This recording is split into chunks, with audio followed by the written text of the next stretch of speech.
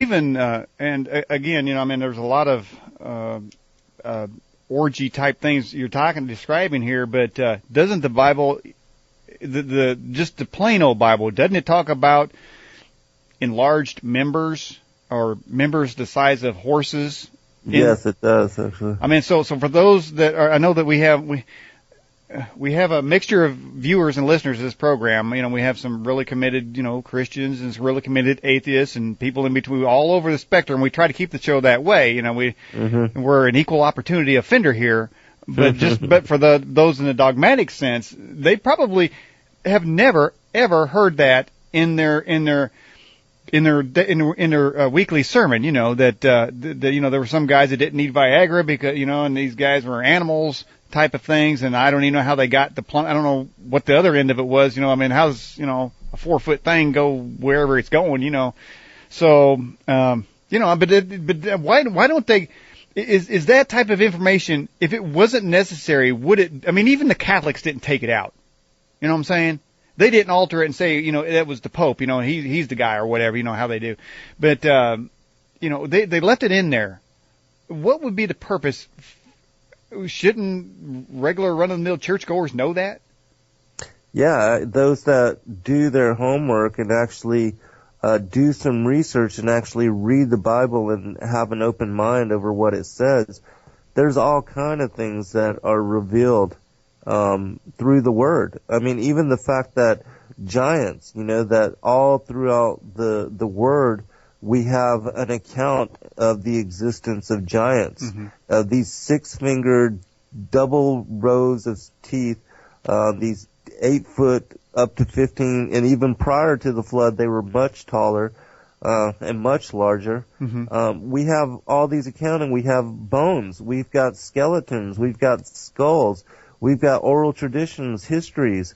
All this cannot be denied. For anybody that does any amount of research into our historical past and the evidence that is available to us through archaeology and all the other geology, you will find that the Bible is confirmed as the word of the Lord, as the truth, the prophecies, everything that is coming out of the word is being verified by the accounting of not only Earth history, but the history of the solar system.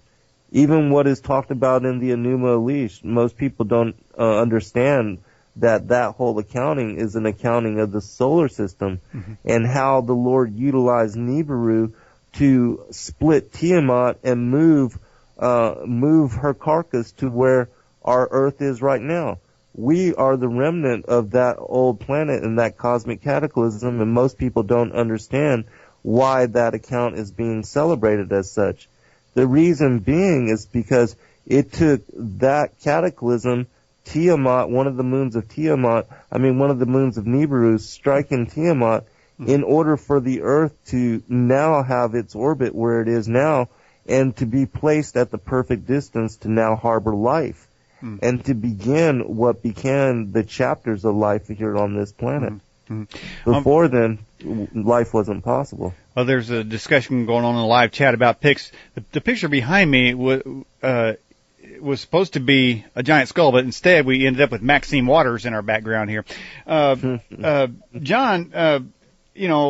the hybridization of the human race, I mean, that is a theme that is being generated these days by the scientific community as a plausible reason how there was an apparent leap of the human species more than, say, even a long evolutionary period. So they're agreeing to and proselytizing the idea that aliens may have infused or created or used the Earth as a laboratory of species, and some moved on and some didn't. So wouldn't some of these conversations that we've been having, these statements you guys made, fit actually in and support their theories?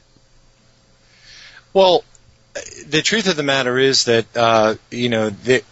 what this is all spoken of in the Scripture, particularly in Second Thessalonians, First Thessalonians. Like for example, God warns that they're going to perpetuate a lie. Mm-hmm. Okay, so you have it right here in 2 Thessalonians 2, verse 5. It says, this is Paul talking to the Thessalonians. He says, "Do you not remember that when I was still with you I told you these things? And now you know that what is restraining, that he may be revealed in his time." Now listen, it says, verse 7, "For the mystery of lawlessness is already at work." Stop. That mystery of lawlessness is these grays, these aliens, hybridizing human beings. It's been going on forever. You've got grays. Don't get me going on Truman and the treaty that he did with the grays, and it's out of control. The abductions are potentially in the millions. The chipping of the human race to control mankind through mind control. These chips. If you go to alienscalpel.com, you'll see that these chips they actually have fibers of the nervous system that grow and attach themselves to the chips. So these are electronic devices that are being implanted in human beings to control them through a type of mind control. So you've got all these folks out there. I can't say who is chipped and who isn't, but you've had a lot of people on your show. You've had this Michael Elligan, all these folks that some of them even claim they're not from this earth, that they're hybrids. Indeed, I believe they're telling the truth. You've got all these people that are conjuring up through various transcendental methods. You've got this guy, Dr. Stephen Greer, who was a graduate of the Maharishi Institute, and this guy admits in his book that he can conjure up Palladians and have them land in his backyard and go have conversations with them. I believe these people are all chipped. And and then you look at the alien abductions. It's a constant repeat. So they're constantly re-abducting the same people. They're bringing out little hybrid babies, and they're having them hold them and coddle them. There's this soul-scalping paradigm where they're harvesting soul energy from human beings. This stuff is really creepy, but that's the mystery of lawlessness, which is spoken of right here. And then it goes on to say, listen to this. It says, "And the lawless one will be revealed, whom the Lord will consume with his breath, and of his mouth and destroy with the brightness of his coming." The coming of the lawless one is according to the workings of Satan, which with all powers, signs, and lying wonders. And I'm going to skip ahead. Listen, this is critical. "And for this reason, God will send them a strong delusion that they should believe the lie." That lie is this concept that the Anunnaki are our creators. They're not our creators. Okay, Yahweh God, our Heavenly Father, injected Adam and Eve into the garden in Genesis 2:7. We are spirit-breathed. These aliens have been able to soul-scalp, but they cannot capture the spirit. They have to drink the blood of mankind. These reptilians, they cannot maintain their shape as humans without drinking blood on a regular occasion. It's some pretty dark stuff. As a matter of fact, now might be a really good time to play those clips that I gave you earlier, because this is some pretty jaw-dropping testimony. Okay, all right. We do have those clips available here, and what John the Baptist is talking about. So everybody stop talking in the live chat. Don't send in questions, and pay attention to this audio we're getting ready to play. Here we go, guys. When the victims are starting to be sacrificed, it's the scent of the blood, and they start shape-shifting at that point in time, and they can hardly wait to get to the blood. It's like they're addicted to the blood, and then the consumption of human flesh. Okay, wow. Now we're going to go ahead and play clip 2 there, John. Yeah. Okay. All right, here's clip 2. And consume human flesh. There are certain times when they will actually do a sacrifice, or there will have been someone doing a sacrifice, and it's not happening fast enough for them. So they will step in and finish it themselves, because the ritual has to be gone through this sacrificially. I mean, ritualistically, it has to have been gone through, and they will step right in and just start tearing the throat out, and they're getting all this blood from the jugular vein at the same time, and that has happened when there are many there that are going to be sacrificed, and they just can't wait, and tearing into the contents of the. John, that was very disturbing. There, the lady there, how did she come about this information that these aliens get into, some reptilians sort of get into like a feeding frenzy, and they've got to go for the jugular vein and start chewing and gnawing and drinking blood? Was she a first-hand observer or what? Yeah, indeed she was. That's testimony directly from a woman who goes by the alias of Arizona Wilder. And she was a mind control slave that was raised, just like Kathleen O'Brien was in Transformation of America. That's the book where she had testified of seeing, George W. Bush shapeshift into a reptilian. Arizona Wilder was raised from a very young age, and you can listen to the Savali testimony. That's Vali, that's out on the internet. She was a trainer for the Illuminati, and she explains how they go through this process of training. Wilder also goes, the description of how they do this really, really dark MK Ultra style mind control, where they compartmentalize the mind of their victims by traumatizing them at a very young age. And she was raised specifically for the purpose of being a mother goddess over reptilian sacrificial ceremonies, where she had seen, Representative Byrd, Senator Byrd, who recently passed away. She had seen, of course, the royalty from the Windsors shapeshift. You've got, of course, the testimony of Christine Fitzgerald that is just absolutely jaw-dropping, which I have here. These things, they're spoken of all throughout the Scripture.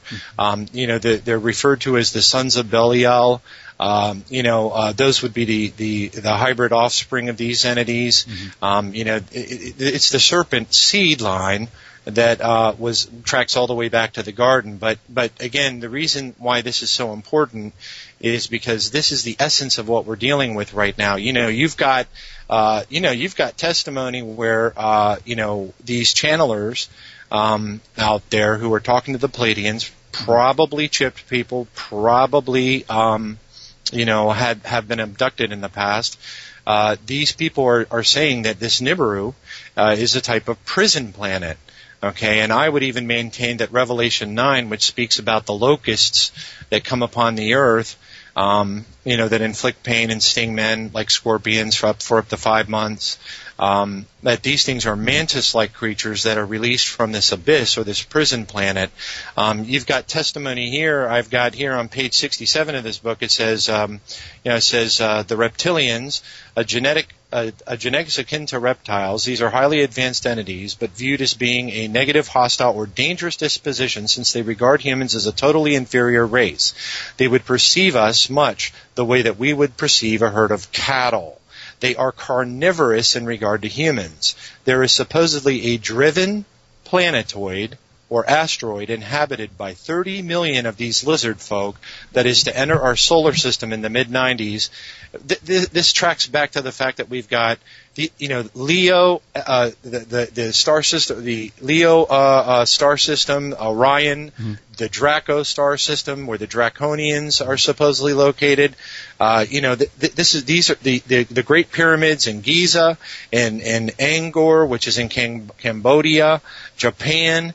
The ones that are the ancient pyramids that are underwater off the coast of Cuba. All of these pyramids are in the same alignment and shape as the Orion Sirius, Draco, and Leo constellations or star systems, and and then you have the Sphinx, which is of course a type of a lion, and right now it currently points to the Taurus or the bull, the Taurus star system. And what's interesting is that if the Earth was flipped 180 degrees, the Sphinx would actually be pointing toward Leo, warning people ultimately that these things are returning from the Leo star system. And that's exactly where Elenin, the comet Elenin, and also, I use the term comet very loosely. Of course, Richard Hoagland says it's not, it's a driven, there's a lot of different claims regarding it. And then you've got Nibiru. So Nibiru and Elenin, both of these objects, arguably the red and blue star Kachina, spoken of in the the ancient Hopi prophecies, they came from the Leo star system. So and now, like I mentioned on the last show, Google.com/sky, type in Leo for a search, and then or Mercury, and then just click the infrared button and scroll to the right a little bit, and you'll see this thing. As long as you got the infrared turned on, because it's a brown dwarf. It's supposedly minus 243 degrees Celsius or Fahrenheit. Zen Garcia, is there a planet called Nibiru that's heading our way? Yeah, absolutely, and it's confirmed how long? Okay, all through the different texts. All right, now, so how long is it going to take for that planet to get here? Well, it's already here, and supposedly, and me and John have been doing a number of shows on this, breaking this information, because I found a quote from the Colburn Bible that mentions two sky monsters, one following directly behind the other one, and how it eats its trail. And if this is indeed correct, John and I are guessing that this object is behind what we are dealing with as far as Comet Elenin. And Comet Elenin is already interacting within the interior of our solar system and is already at its closest point to the sun. And we're supposed to be crossing over the path of this particular comet October 16th. And if the Hopi prophecies are correct, the blue star, red star, Hopi Kachina prophecies, and also if the Colburn Bible is correct, then there's this Nibiru is following Elenin. And if that's the case, and we're supposed to go and cross over the dust trail of Elenin October 16th, then we could possibly be interacting with Nibiru as close as a month from now. Well, let me ask you. There's a lot of internet chatter going on. My inbox got filled with about 10 notices from my peeps around the world. But is there some sort of false flag event coming up September 27th where the United States is supposed to be running a DEFCON 1 security test, and Obama's going to go to an underground military base underneath Denver Airport? Have you heard that? I think you should let John touch on this one. I think he's probably got more info on John, it than I do. What you got on that? Do we got a DEFCON 1 coming up, false flag? Well, okay, so supposedly that's the point where this Elenin cluster, some say it's got an entourage of alien vehicles traveling with it that are cloaked. It's hard to say for sure. And supposedly Elenin reaches a point where it becomes where it's in alignment with Venus, and Venus rotates. It actually moves through our solar system in an opposite rotation of the rest of the planets, and because of that, there's what is arguably what Dr. Hoagland would refer to as a hyperdimensional torsion effect. You could call it an electromagnetic vortex that will occur because the Sun, Venus, Elenin, and Earth will all be in alignment around about September the 26th. Now, what's really interesting is it's not just that, surprisingly or whatever, coincidentally, that Obama is supposed to be in Denver, where, by the way, is, I say is a large underground alien demon breeding facility. The Denver airport, if you look at it from above, if you go to Tribulation-Now.org and you search on alien demon breeding facility, you'll see an article I wrote there, and you'll see the photograph of it. It's in the shape of a swastika from above, the runways, and the roads that surround the Denver airport actually have names associated with human reproductive system parts, and there's a particular road that is in the shape of a, kind of a human or a male member. Now, so it's obvious, and then it's no secret that you got these deep underground bases all over the world, magneto-leviton trains that are connecting them all together. Don't get me going on Dulce, that's a whole other thing. And he's going out there on the 27th, and then we find out that there was an announcement that NASA's top officials are meeting, believe it or not, in Denver around about the same time for some type of a convention. Very suspicious indeed.